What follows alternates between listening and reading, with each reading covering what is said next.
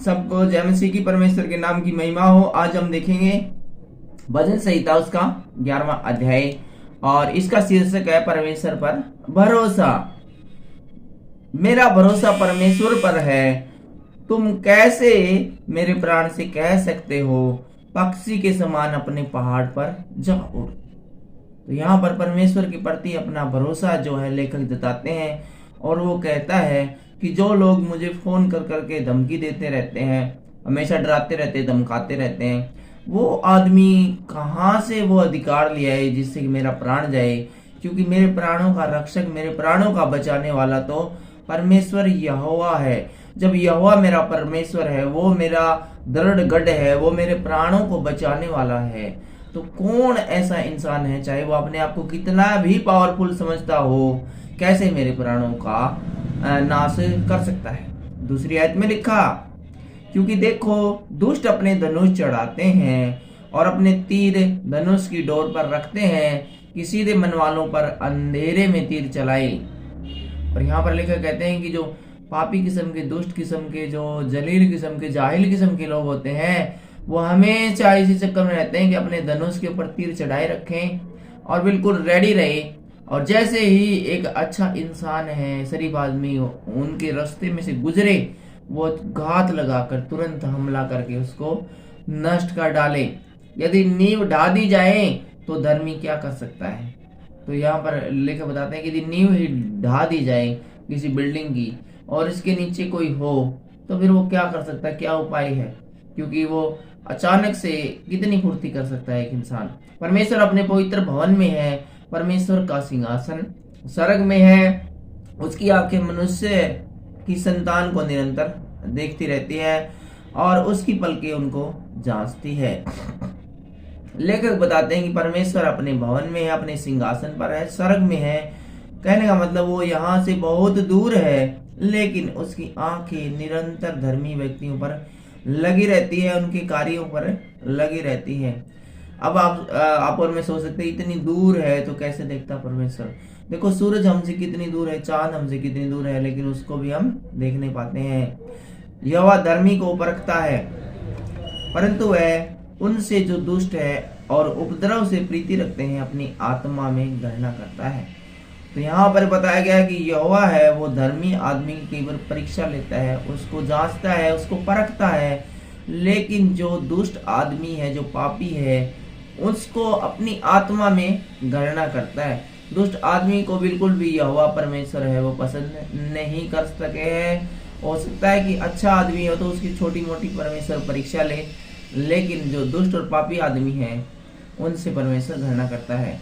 वह दुष्टों पर फंदे बरसाएगा, आग और गंधक और प्रचंड लू उनके कटोरों में बांट दी जाएगी।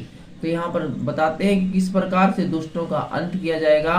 वो दुश्मनों पर फंदे बरसाएगा और आग और गंधक और प्रचंड लहू इनके कटोरों में बांट दी जाएगी। यानी कि कष्ट ही कष्ट, बहुत बड़े कष्ट जिसके बारे में हम इमेजिन नहीं कर सकते, ऐसे ऐसे कष्ट है दुष्टों को मिलने वाले हैं।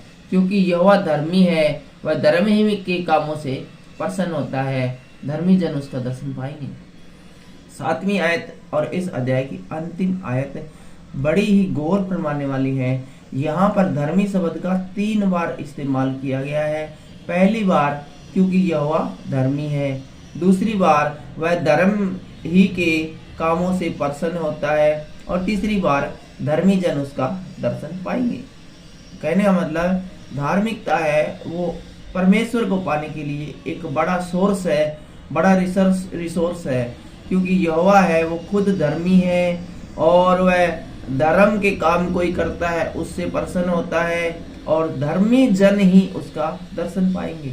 तो इसलिए हमें हमेशा है दयावान, धैर्यवान और क्या कहते हैं, धर्मी जन बन के रहना है। धर्मी जन का क्या मतलब होता है? धर्मी जन का मतलब जो कुछ बाइबल में लिखा है उसके अकॉर्डिंग चलना, किसी से बुराई मत करना, अपने माता पिता का आदर करना, जो 10 आज्ञाएं दी गई है उनमें से ज्यादातर आज्ञाओं का पालन करने की कोशिश में लगे रहना। हो सकता है कि हम 10 की 10 आज्ञाओं को का पालन नहीं कर सके, हो सकता है हमें याद ही ना हो कि कौन सी 10 आज्ञाएं हैं, तो कोशिश करना है उनको एक बीच बीच में पढ़ते रहना है, पता चलता रहे, याद हो जाए कि ये 10 आज्ञाएं हैं। और क्योंकि बहुत कुछ इस इंसान के लिए परमेश्वर के द्वारा किया गया है, कितनी सारी अद्भुत चीजें हैं बनाई गई। आप एक बार घर से निकल कर देखना, इंसान के लिए, जीवते इंसान के लिए परमेश्वर ने क्या क्या बना रखा है। हमारी लाइफ है वो हमारे घर में, हमारे बेडरूम में, हमारे मोहल्ले तक ही सीमित नहीं है, वो बहुत बड़ा ये वर्ल्ड है। इसलिए आप घर से निकलकर थोड़ा बहुत है दुनियादारी को भी देख लिया करो, और दुनिया में जो चीजें बनाई है परमेश्वर ने वो भी देख लिया करो। हो सकता है कि आपके पास इतने पैसे ना हो कि आप विदेश में घूम के आओ, लेकिन लोकल जो आसपास एरिया है उन्हीं को देख लो। इससे आपको पता चलेगा कि परमेश्वर ने कितनी अद्भुत और कितनी महान चीजें मनुष्य को आनंदित करने के लिए बनाई गई है। वैसे तो मनुष्य कभी खुश नहीं हो सकता, क्योंकि आप मेडिकल में जाके देखोगे तो हजारों प्रकार की दवाइयां बनी हैं, और इसी प्रकार से आप फ्लिपकार्ट, अमेजोन पे जाओगे तो देखोगे करोड़ों प्रकार के प्रोडक्ट बने हैं। एक इंसान को क्या चाहिए था पुराने समय में? रोटी कपड़ा मकान, जबकि आज ये चीजें दूर हो गई है। अब ये बहुत दूर की चीजें हो गई है, रोटी कपड़ा मकान की लोगों को जरूरत नहीं है। अब तो पिज्जा खा के भी काम चलाया जा सकता है, किराए के मकान में रहकर भी काम चलाया जा सकता है, और रोटी इतनी सस्ती है कि कहीं से भी खा लोगे। तो कहने का मतलब यही है कि परमेश्वर के नाम में निरंतर हमें आगे बढ़ते रहना है, सारी बातों को भूलकर, सारी बातों को छोड़कर परमेश्वर के वचन को पढ़ना है, ताकि हमें उसकी आशीष निरंतर मिलती रहे। जब परमेश्वर की आशीष हमें निरंतर मिलती रहती है तो फिर कोई डर नहीं, चाहे कुछ भी हो यारो दुनिया में, हम बिल्कुल आराम से रहते हैं, मस्त रहते हैं, मगन रहते हैं। आज के इस वीडियो में इतना ही। आज के वीडियो में हमने देखा भजन संहिता उसका 11वां अध्याय, परमेश्वर पर भरोसा। अगले वीडियो में हम देखेंगे सहायता के लिए प्रार्थना, और ये होगा 12वां अध्याय। फिलहाल के लिए इतना ही। परमेश्वर आपको आशीष दे।